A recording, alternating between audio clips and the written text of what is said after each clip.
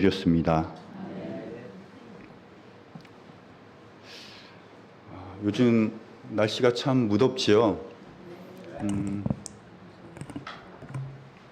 그렇게 더운 날씨 속에서 한 주간 잘 지내셨습니까?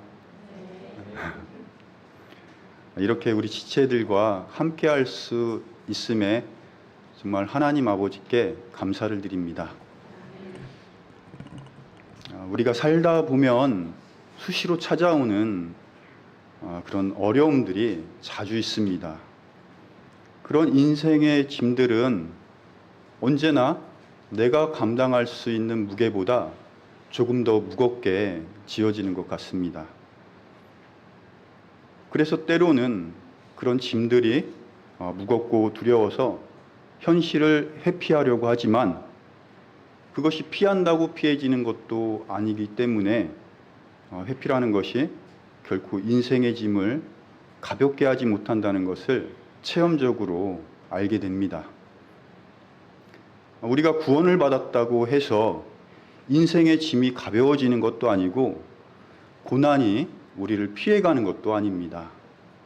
우리 육신의 상태는 여전히 연약하고 여전히 불쌍하며 위로를 받아야 하는 그런 사람들입니다. 주님께서는 그런 우리 상태를 정확히 아시고 그리스도의 몸된 교회 안에서 우리 형제 자매들을 통해서 우리를 사랑으로 지켜주시고 보호해 주십니다. 우리가 이렇게 그리스도의 몸된 교회 가운데 있다는 사실이 정말 큰 복이고 은혜라는 그 사실을 다시 한번 생각해 보게 됩니다. 우리 성경 말씀 찾아보겠습니다. 베드로전서 3장 8절입니다. 베드로전서 3장 8절입니다.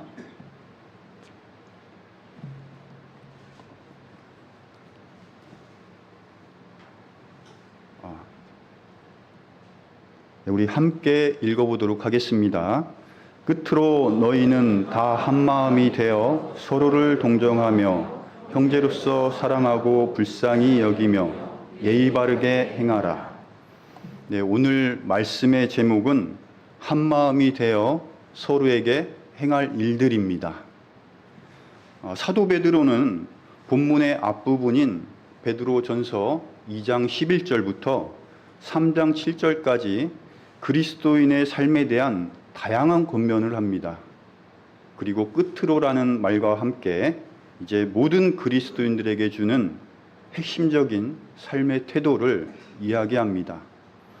여기서 끝으로라는 말은 단순히 나열의 끝이 아니라 앞 내용에 대한 결론이자 요약입니다. 우리 함께 읽은 본문 말씀은 짧은 구절이지만 우리가 사람들과의 어떤 관계를 맺고 살아야 하는지 그에 대한 정확한 답을 보여주고 있습니다.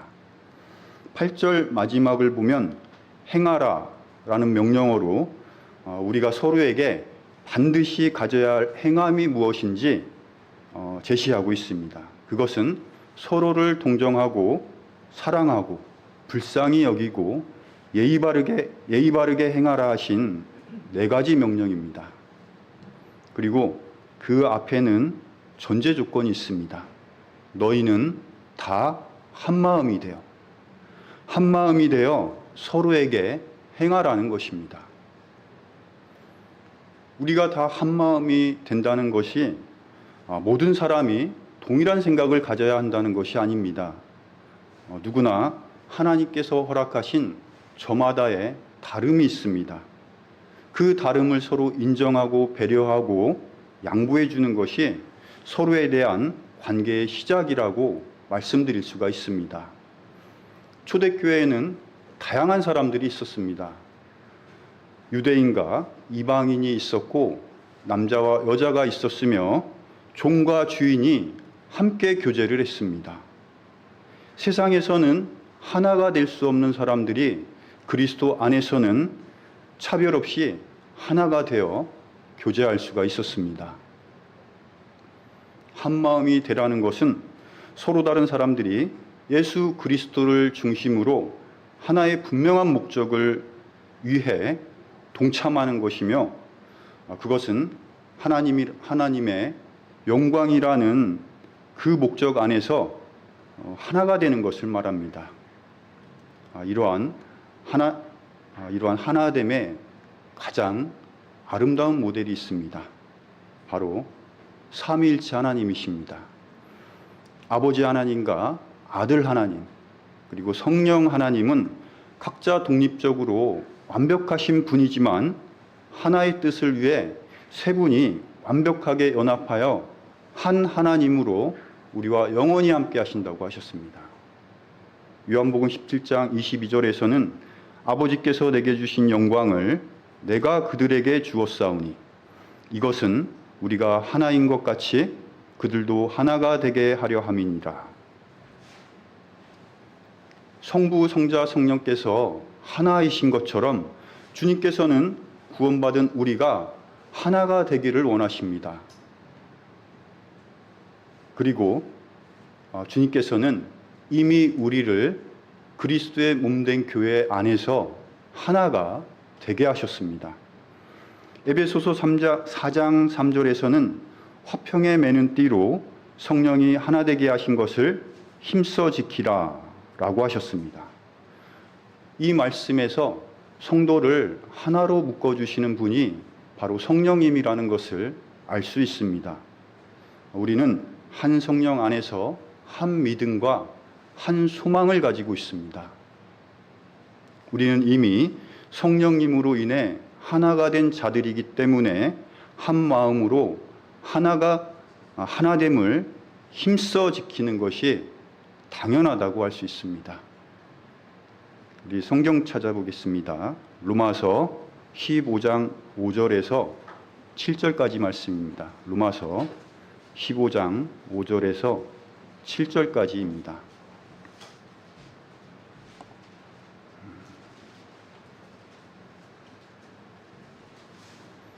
이제 로마서 15장 5절에서 7절까지입니다. 이제 인내와 안위의 하나님께서 너희에게 그리스도 예수님을 따라 서로를 향해 같은 마음을 갖게 하사 너희가 한 마음과 한 입으로 하나님 곧 우리 주 예수 그리스도의 아버지께 영광을 돌리게 하시기를 원하노라. 이러므로 그리스도께서 하나님의 영광을 위해 우리를 받아들이신 것 같이 너희도 서로를 받아들이라. 우리가 인간적인 방법으로 동일한 마음을 가지려 한다면 결국 상처만 남게 될 것입니다. 하나님께서 우리 안에 그리스도의 마음을 부어주시고 그분의 인내와 안위로 교회를 묶어주실 때 서로를 향해 같은 마음을 가질 수 있고 하나님께 영광도 올려드릴 수 있습니다. 예수님께서는 우리가 하나 되게 하신 첫 번째 목적이 있는데 그것은 하나님의 영광을 위해서라고 말씀하셨습니다. 그리스도께서 하나님의 영광을 위해 우리를 받아들이신 것 같이 너희도 서로를 받아들이라. 서로를 받아들이라는 말은 서로를 동정하고 형제로서 사랑하고 불쌍히 여기며 예의 바르게 행하라는 오늘 본문 말씀과 연결해서 생각해 볼 수가 있습니다. 그것이 우리가 그리스도인으로서 가져야 할 본분이며 우리를 향하신 주님의 뜻이며 하나님 아버지의 명령이라고 말씀드릴 수 있습니다. 우리는 말씀과도 같이 한 마음으로 서로를 동정하고 불쌍히 여겨야 합니다. 동정은 한자어로 함께동, 뜻정을 사용하고 있으며 함께 느낀다는 뜻입니다. 사전적 정의는 남의 어려운 사정을 이해하고 정신적으로나 물질적으로 도움을 베푸는 것이라고 되어 있습니다. 따라서 동정은 감정을 넘어서 고통을 함께 나누며 도움을 베푸는 행위까지 포함을 하고 있습니다. 자기중심적인 이 사회에서는 동정을 받는다는 것이 부담스럽고 부정적으로 생각될 수 있습니다. 그러나 성경에서 말씀하시는 동정은 세상에서 말씀하시는 값싼 동정이 아니라 서로에게 꼭 필요한 사랑의 행위이며 주님의 명령이라고 말씀드릴 수가 있습니다. 또한 오늘 말씀에서 서로 불쌍히 여기라 라는 말씀은 단순히 감정을 느끼는 것에 그치는 것이 아니라 서로의 감정을 함께 나누며 깊은 연민으로 슬픔과 기쁨을 함께 공유한다는 이야기입니다. 그 어원을 살펴보면 우리나라에서 많이 사용되는 애간장이 탄다 라는 말처럼 인간의 가장 깊은 감정을 표현하고 있습니다. 우리가 서로 불쌍히 여겨야 하는 이유는 하나님께서 먼저 우리를 불쌍히 여기셨기 때문입니다. 불쌍히 여기심으로 오래 참으셨고 그 오래 참으심을 구원이라고 말씀하셨습니다. 현 세상은 내가 느끼고 살아가는 것만으로도 너무 바쁘고 힘들어서 다른 사람들의 아픔과 어려움을 불쌍히 여기고 동정할 수 있는 시간과 마음의 여유가 별로 없습니다. 그럼에도 로마서 12장 15절에서는 기뻐하는 자들과 함께 기뻐하고 슬피 우는 자들과 함께 슬피 울라 라고 하셨습니다. 우리는 함께 기뻐하고 함께 슬퍼하며 서로의 감정을 나누도록 부르심을 받은 사람들입니다. 주님께서는 교회 안에서 우리를 한 몸이라고 말씀하시는데 한 몸이라면 서로 더욱더 기쁨과 슬픔을 함께 이해하고 나누는 것이 당연하다고 말씀드릴 수가 있습니다. 우리 가운데 암이라는 질병으로 힘든 시간을 보내신 자매님이 있습니다. 제가 누군지 이름은 밝히지 않겠습니다. 힌트를 드린다면 달, 아름다움, 경치. 이어서 이야기를 한다면 달의 아름다운 경치라고 힌트를 드리겠습니다. 많은 지체들이 우리 자매님의 회복을 위해서 정말 눈물로써 기도를 드렸습니다. 우리 성도님들이 얼마나 많은 기도를 드렸는지 잘 알고 있습니다. 제가 안구건조증이 있어가지고 잠깐만.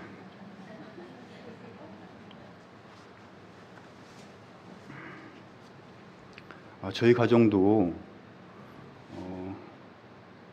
매일 알람 시간을 정해놓고 1년 이상을 빠짐없이 기도를 드렸습니다.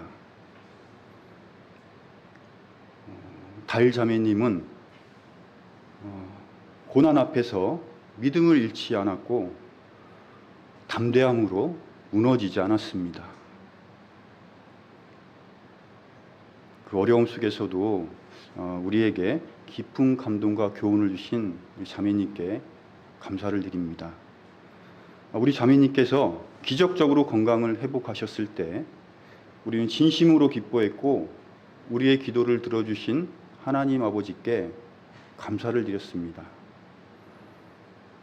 하나님께서 회복시켜 주셨으니 앞으로의 건강도 하나님께서 지켜주실 것이라고 믿습니다.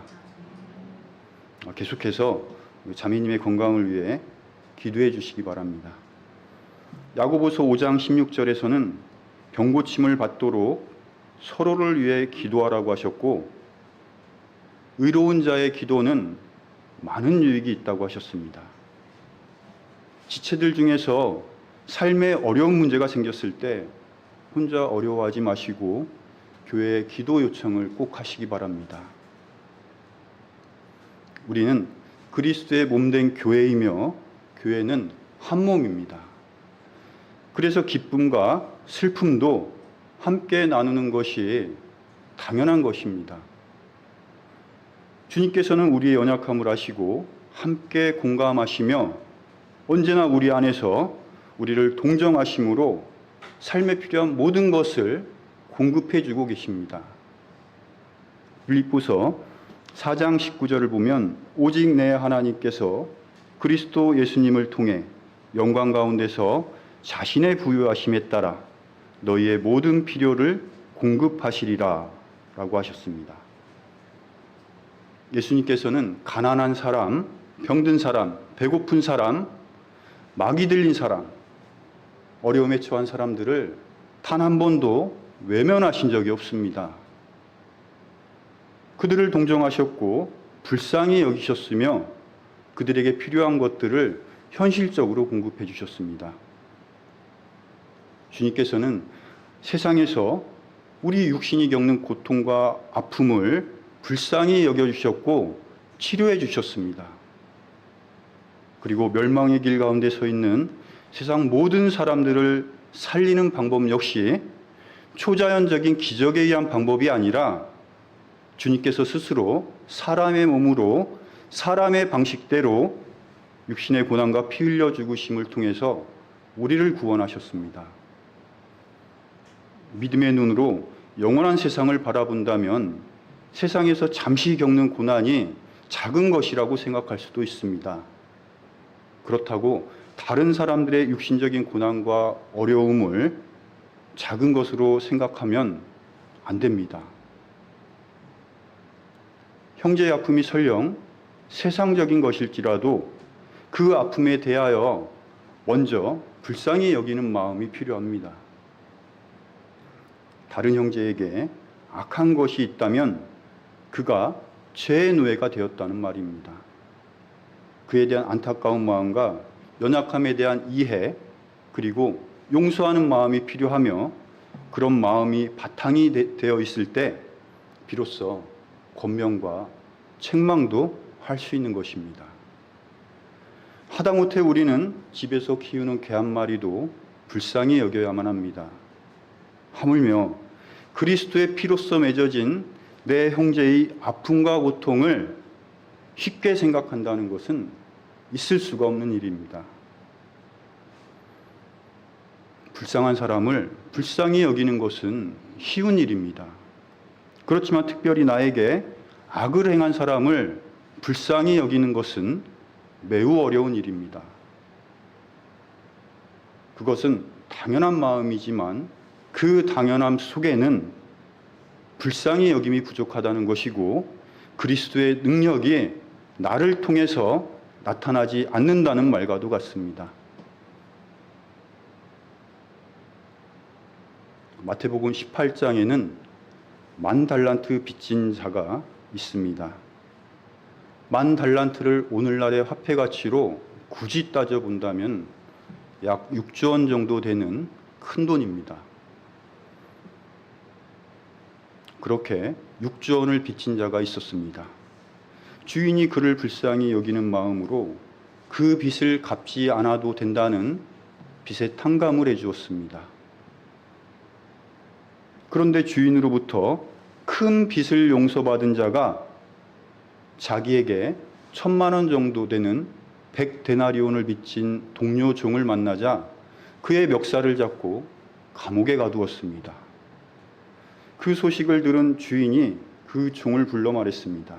마태복음 18장 33절 제가 읽어드리겠습니다. 내가 너를 가엾이 여긴 것 같이 너도 내 동료 종을 불쌍히 여겼어야 하지 아니하느냐. 6조 원을 탕감받은 자가 자신한테 1,000만 원 빚진 자를 용서하지 못하고 멱살을 잡고 감옥에 가두었다는 것입니다.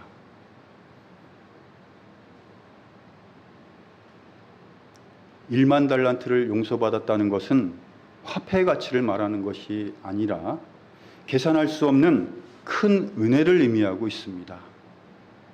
내 힘과 노력으로 절대 갚을 수 없는 죄의 무게를 상징하고 있습니다. 역으로 생각해 본다면 불쌍히 여김으로 용서하는 것의 가치가 그만큼 크다는 것입니다. 내가 지옥불에서 영원히 고통을 받아야 하는 죄인이었는데 그 죄값을 결코 갚을 수 없는 그런 자였는데 그런 나를 불쌍히 여겨주셔서 하나님께서 나의 모든 죄값을 모두 갚아주셨습니다. 그렇게 용서받은 내가 나에게 작은 잘못을 저지른 형제의 형제를 용서하지 못한다면 나는 10,000달란트를 빚진 자와 다를 바가 없다는 것입니다. 내가 결코 갚을 수 없는 빚을 진 자였지만 그 빚을 용서받은 자라는 것과 내가 받은 은혜가 베풀 수 있는 은혜보다 비교할 수 없을 만큼 크다는 것을 인식할 때 다른 형제의 연약함과 허물을 우리는 불쌍히 여길 수 있고 용서할 수가 있습니다. 우리 베드로전서 3장 8절 말씀 다시 한번 읽어보겠습니다. 여기 있죠. 베드로전서 3장 8절 말씀 함께 읽어보겠습니다. 끝으로 너희는 다 한마음이 되어 서로를 동정하며 형제로서 사랑하고 불쌍히 여기며 예의 바르게 행하라. 말씀 속에서 형제로서 서로 사랑하라고 하셨습니다. 성경을 한마디로 표현해 보라면 등장하는 단어가 사랑이며 사랑은 실제 성경에서 핵심적인 단어라고 말씀드릴 수 있습니다. 사랑은 동정이나 불쌍히 여김이나 예의 바르게 행하라는 모든 명령을 포함하고 있습니다. 베드로는 처음부터 사랑에 대한 중요성을 말합니다. 베드로전서 1장 22절입니다. 바로 앞쪽에 조금만 넘기시면 있습니다. 베드로전서 1장 22절입니다.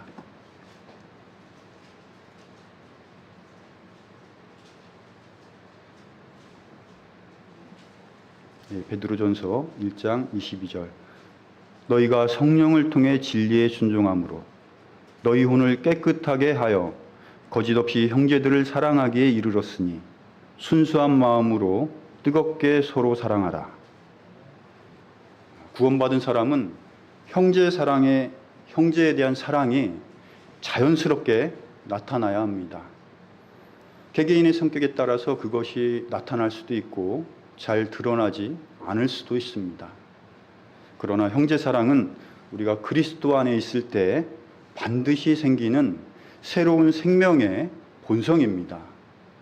또한 내 안에 성령께서 함께 하신다면 자연스럽게 열매 맺는 성령의 열매입니다.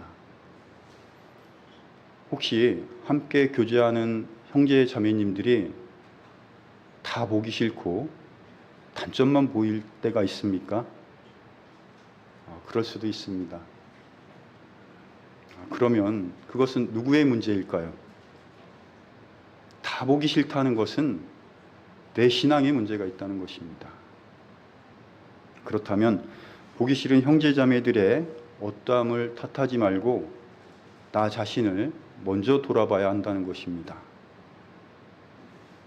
요한일서 3장 10절을 보면 자기 형제를 사랑하지 아니하는 자는 하나님께 속하지 아니하느니라 라고 기록되어 있습니다.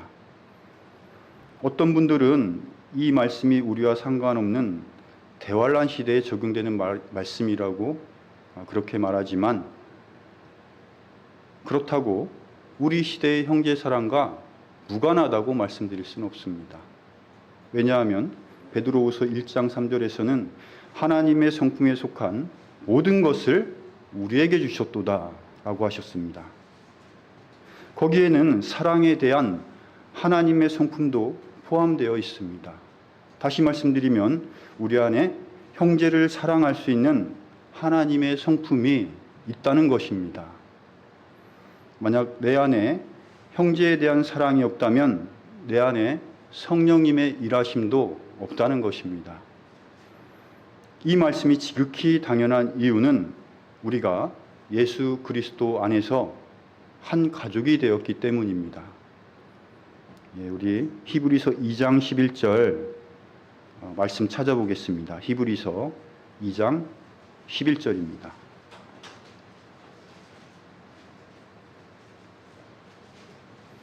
히브리서 2장 11절 함께 찾아보겠습니다.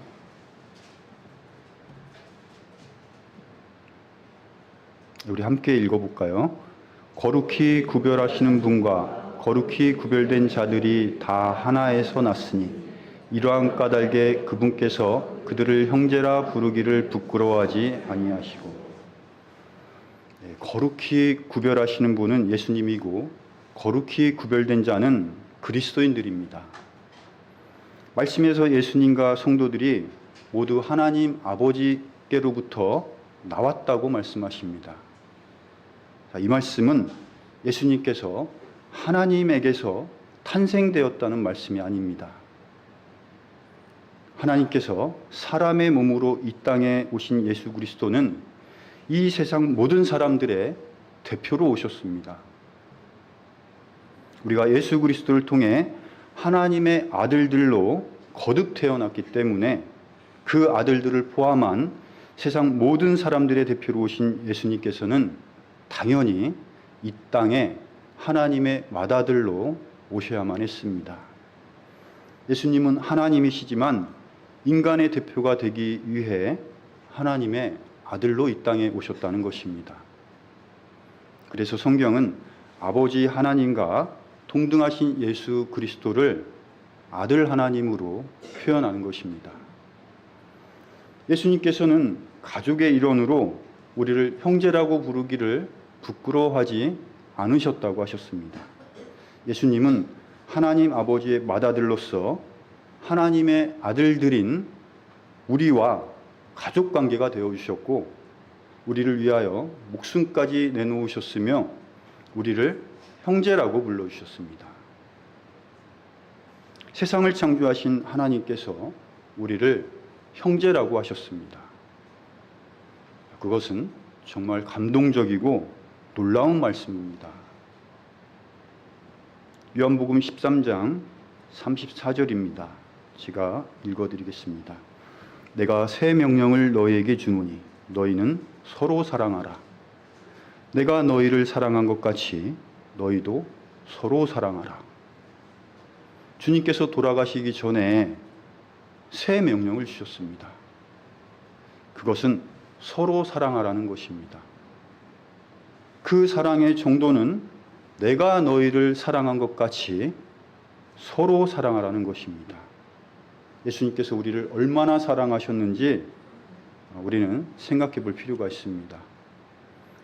주님은 자신의 모든 권리를 내려놓으셨고 자신의 생명을 내어주시기까지 우리를 사랑하셨습니다. 그리고 그분이 우리를 사랑하셨던 것처럼 우리도 서로 사랑하라고 말씀하십니다.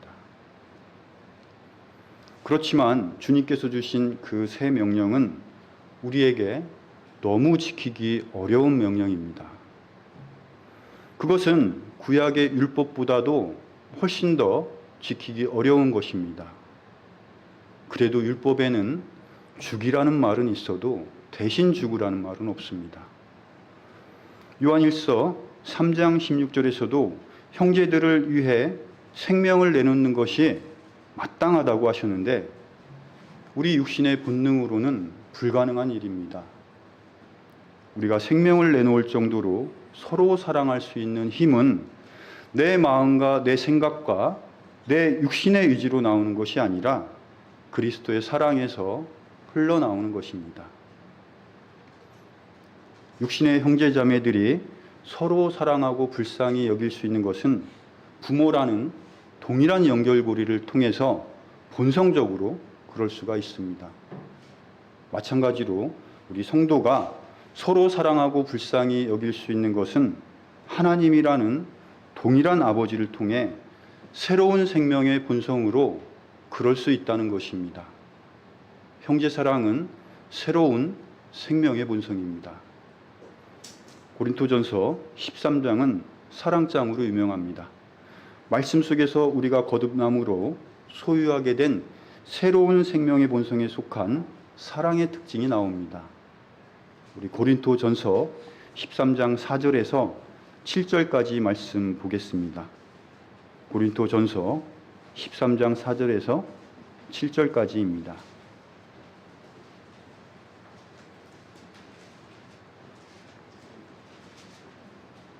고린토전서 13장 4절에서 7절까지입니다. 이 말씀 우리 함께 읽어보도록 하겠습니다. 사랑은 오래 참고 친절하며 사랑은 시기하지 아니하며 사랑은 자기를 자랑하지 아니하며 우쭐대지 아니하며 무례히 행동하지 아니하며 자기 것을 추구하지 아니하며 쉽게 성내지 아니하며 악을 생각하지 아니하며 불법을 기뻐하지 아니하고 진리를 기뻐하며 모든 것을 참으며 모든 것을 믿으며 모든 것을 바라며 모든 것을 견디느니라. 구원도 받지 않은 사람들이 이 말씀을 자신과 주변 사람들에게 적용을 하려고 합니다. 그러나 이 말씀은 세상 사람들과 아무런 관련도 없는 말씀입니다. 킹제임스 성경은 사랑에 대한 구분을 하고 있습니다. 고린토 전서에서 사랑은 우리가 일반적으로 알고 있는 러브가 아니라 체리티로 기록되어 있습니다. 체리티는 예수 그리스도의 사랑이 근원이며 오직 성령을 통해서만 소유할 수 있는 그런 사랑입니다. 따라서 구원받지 않은 사람이 체리티를 실천한다는 것은 불가능하다는 것입니다. 성경에서 러브를 제가 직접 검색해 보니 약 500번 정도 기록되어 있고 체리티는 신약에서만 25번 기록되어 있습니다. 또한 러브는 동사형으로 행함이 적용될 수 있고 체리티는 명사형으로 행함이 적용될 수 없는 말입니다. 체리티는 인간의 의지나 노력에 의해 나타날 수 있는 것이 아니라 오직 우리에게 주신 예수 그리스도의 사랑을 통해서 보여지는 것입니다. 체리티는 그리스도의 사랑이며 명사라고 했습니다. 그러나 러브는 동사로서 사랑의 행위가 동반되는 것이고 형제사랑 역시 행함과 조건이 따르는 러브입니다. 그 첫 번째 조건은 서로 사랑하라는 것입니다. 형제사랑은 일방적인 사랑이 아닙니다. 서로 사랑하라는 것이며 그 사랑의 배경이 그리스도의 사랑이라는 것입니다. 다시 말씀드리면 우리 안에 있는 그리스도의 사랑을 의지적으로 서로 나누는 것이 형제사랑이라는 것입니다.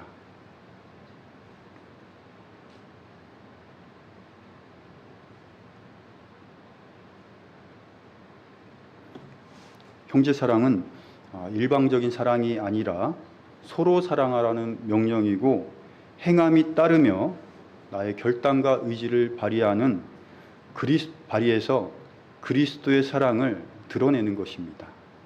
사랑은 자신의 능력으로 진정한 사랑을 실천할 수가 없습니다.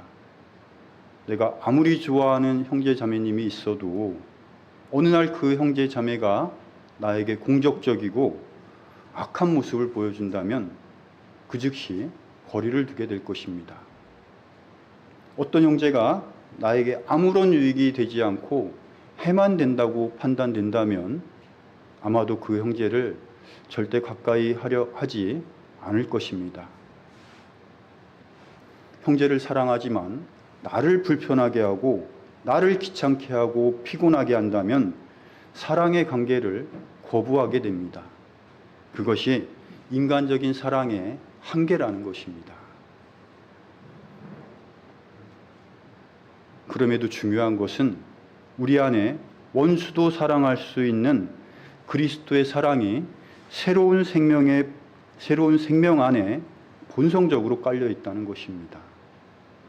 그 본성적인 사랑을 결단과 행함으로 서로 드러내는 것이 형제사랑입니다. 우리는 형제를 위해 목숨까지 내놓을 수 있는 새로운 생명의 본성을 가지고 있습니다. 그리고 신분적으로는 예수 그리스도의 형제이며 하나님 아버지의 아들들입니다. 우리 다시 베드로전서 3장 8절 말씀 다시 한번 함께 읽어보도록 하겠습니다. 끝으로 너희는 다 한마음이 되어 서로를 동정하며 형제로서 사랑하고 불쌍히 여기며 예의 바르게 행하라. 예, 마지막 말씀에서 예의 바르게 행하라라고 하셨습니다. 예의라는 단어는 존경의 뜻을 표하기 위하여 예로서 나타내는 말투나 몸가짐을 말합니다. 교회에서 서로 지켜야 하는 예의는 많이 있지만 그 중에서 서로 인사와 안부를 묻는 것은 매우 중요합니다. 인사만 잘해도 50%는 먹고 들어간다는 말이 있습니다. 인사와 안부가 너무 일상적이라서 그것이 사소한 일처럼 느껴질 수도 있지만 그리스도인의 관계에서 인사와 안부는 가장 기본적인 교제의 시작이라고 말씀드릴 수가 있습니다. 특히 초신자나 오랜만에 만나는 형제 자매들과의 그 인사와 안부는 특별히 더 각별해야 합니다. 제가 초신자 때 교회를 갔더니 장년 회장님이 성도님들과 서로 악수를 하며 인사를 하고 있었습니다. 저도 반가운 마음으로 먼저 손을 내밀어 악수를 청했는데 그분은 저를 쳐다보지도 않고 제 뒤에 있는 형제와 악수를 하며 반갑게 인사를 하는 것이었습니다. 투명인간 취급받는 것이 그렇게 기분 나쁜 것인지 그때 처음 알았습니다. 알고 봤더니 작년 모임에서 예배 복장을 양복으로 입자고 결정을 했는데 제가 양복을 입지 않았기 때문이라고 합니다. 좀 너무했죠. 그리고 오래간만에 만난 그 형제님한테 아직도 살아있네.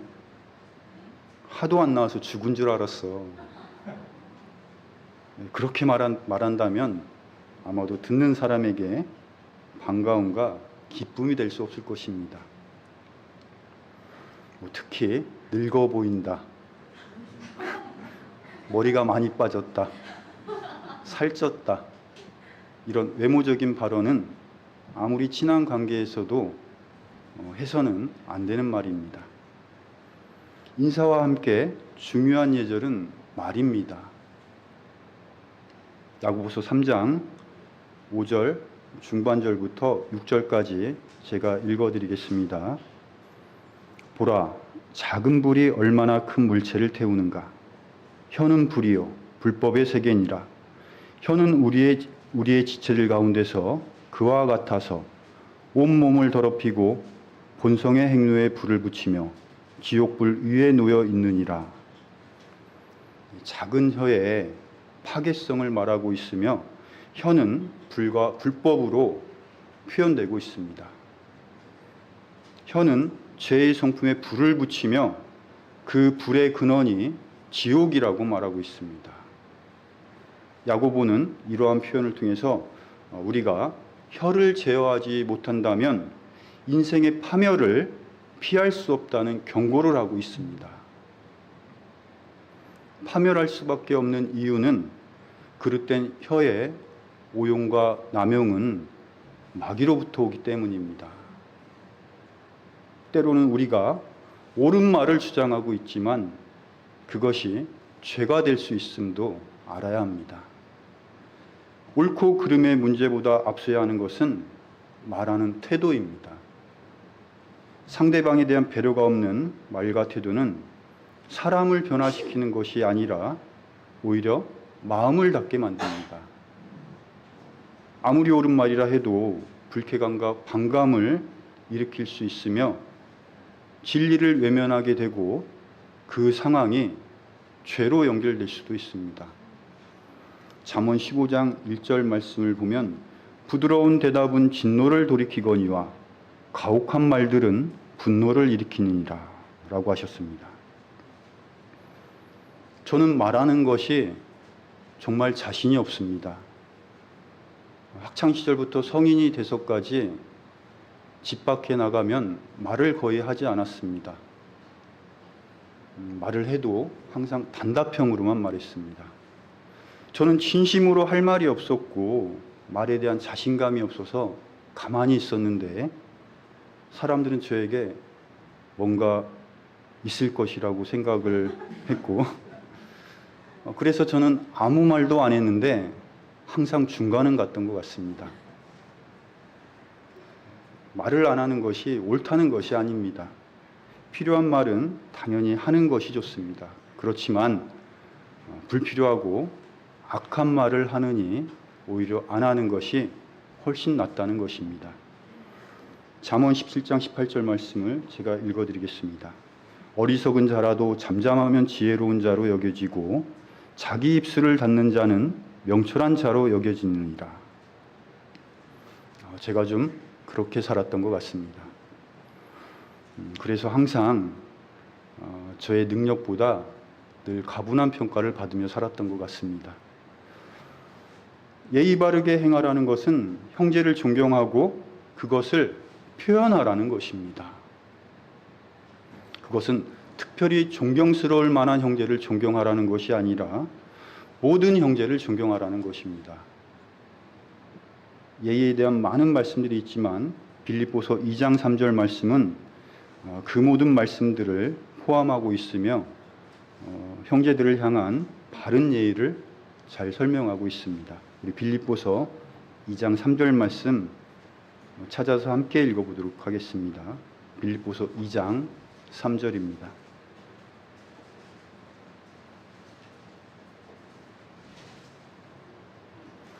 네, 빌립보서 2장 3절 우리 함께 읽도록 하겠습니다.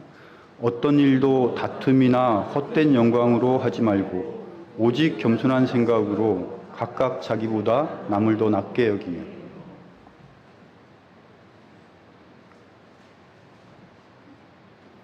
나보다 남을 더 낮게 여기는 겸손한 마음을 가질 때 형제에 대한 예의 바른 행동도 할 수가 있습니다.